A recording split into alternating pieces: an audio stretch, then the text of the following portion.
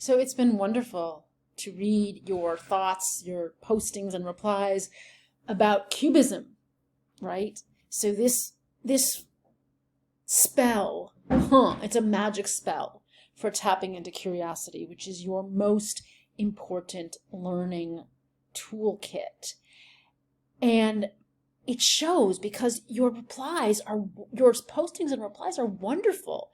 There is so much fresh, open thinking and writing. So these consistently awesome discussion posts give us demonstrations of what you can do as a student of art history to build really powerful interpretations, which means explanations. And as Olivia is showing, you can characterize the artwork. Love that word. To characterize an artwork, to try to put into words its specific nature. It's characterized by harsh lines and contrasts. And it's not aesthetically pleasing, right? So what makes Cubism so unsettling to me is its failure to be aesthetically pleasing. That's exactly right. It fails to do the kind of things that artworks have done in all the periods we've studied that have given pleasure to their viewers. In fact, the subjects often have quite ugly faces. So famously in the painting that Picasso called the philosophical brothel, we've got faces that have these L-shaped noses and wonky eyes that get, in some cases, extremely unnatural. As if this isn't even a human face anymore, with these ears protruding, these googly eyes mismatched, this nose becoming a kind of carved plane of form. And Kayla writes about this with great wit and insight, right? An example of really creative writing here. What makes Cubism so baffling is that, quote, it uses sharper forms than we are used to seeing, as most organic forms are round in nature. And she goes on to say, this is rather delightful. I would have to agree with that statement because when it comes to drawing people, it is, in this particular style, Cubist style, it's jarring. As probably second to slugs. Really enjoyed that. We have to be the squishiest creatures ever created. We are. We're squishy, right? We're flesh, we're softness, we're organs. And, women, especially biologically speaking, have more curves. They carry more fat. They've got to continue the species, right? And give birth to the next generation. So you see one of Kayla's squishy slugs here, a slug body, all erotic and pleasurable and supine and available.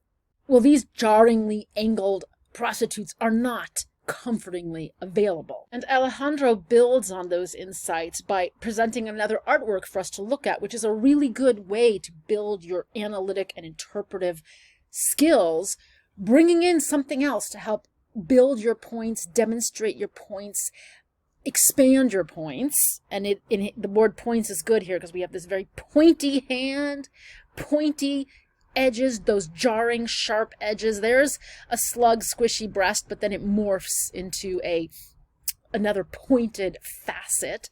And Alejandro makes an interesting point here.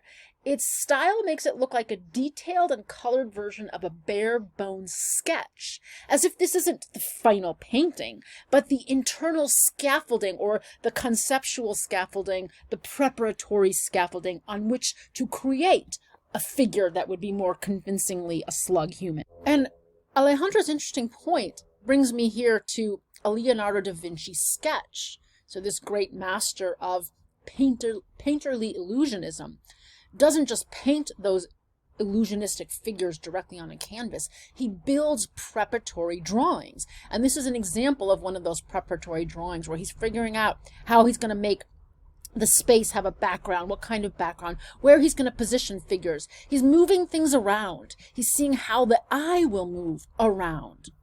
Moving the eye around. Maeva brings up a wonderful point here. Cubism is so baffling because when you look at it, your eye doesn't know where to go. There is no consistent organization.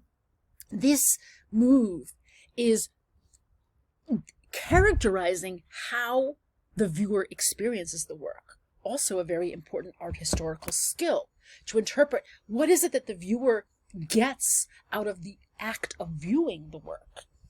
And here, no consistent organization. And then she makes an interesting metaphor to scrapbooking.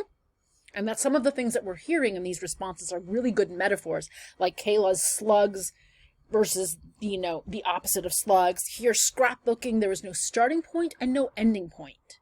The art is intertwined within itself, making every random piece come together to create one piece of art.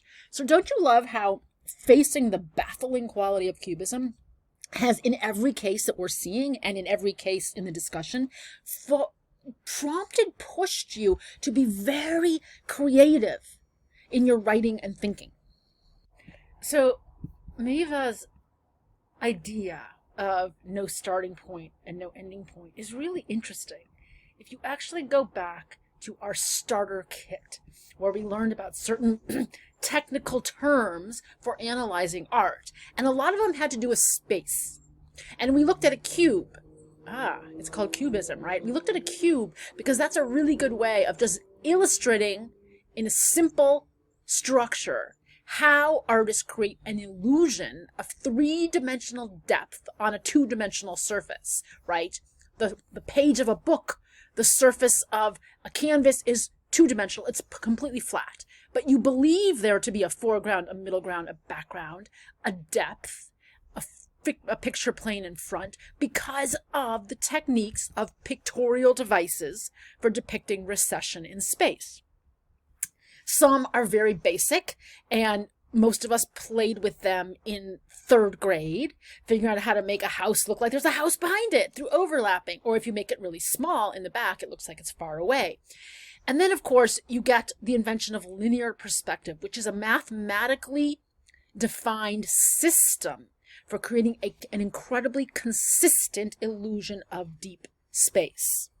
So this vision of a deeply illusionistic three-dimensional space goes along with having a clear sense of a foreground, a ground plane, a middle ground, a background with a consistent vanishing point. In other words, it's comparable to the idea of a clear beginning and end, to use Maeva's terms, when she said Cubism has no beginning and no end. You have a clear viewing point. Everything is ordered and available to your eye in a consistent way. There's a special term for this art that wants to do this, that wants to create an illusion of the natural world. It's mimesis, which is related to the word imitation or mimicry. It is the desire of an artwork viewers to have a representation or imitation of the real world, or what was said in the early modern period, of the natural world, that art should imitate nature. That had been the idea, and it was the idea that was the bedrock foundation of the Baroque, the Rococo, onward, certainly neoclassicism, and only slightly starting to be questioned with Impressionism and then Post-Impressionism. So going back to the dialogue between Kayla and Olivia, as well as other colleagues here, there's an important point in this conversation that applies to abstraction but also to Cubism. They refuse to depict anything naturally. Art had been formed in this Western tradition as an art of imitating nature. And now we are going to see that it is not doing that. It is breaking away from nature. So in the portrait of David Henry Kahnweiler, Picasso makes a joke of using the things that artists have done to make an illusion of nature, a mimetic representation of nature. Things like mapping out with intersecting lines a grid to create spatial perspective, except this grid is not consistent. Things like using gradations of tone from dark to light to create a sense of modeling, only here the modeling only produces more flatness or a confusion between what's projecting out and what's pushing back, between what's flat and, as Kayla says, there are very few curves. So Cubism is turning away from mimesis, and it's doing that at a time when humans are increasingly turning away from nature. living in a mechanical world. And so Atticus brings up a really interesting point in, again, setting up an analogy or a comparison and saying, we look at Cubist paintings the way an artificial intelligence might, in a mechanical way, systematically scanning over it. We do not look at it the way people have looked at human bodies from centuries ago. So if you're curious about these ideas,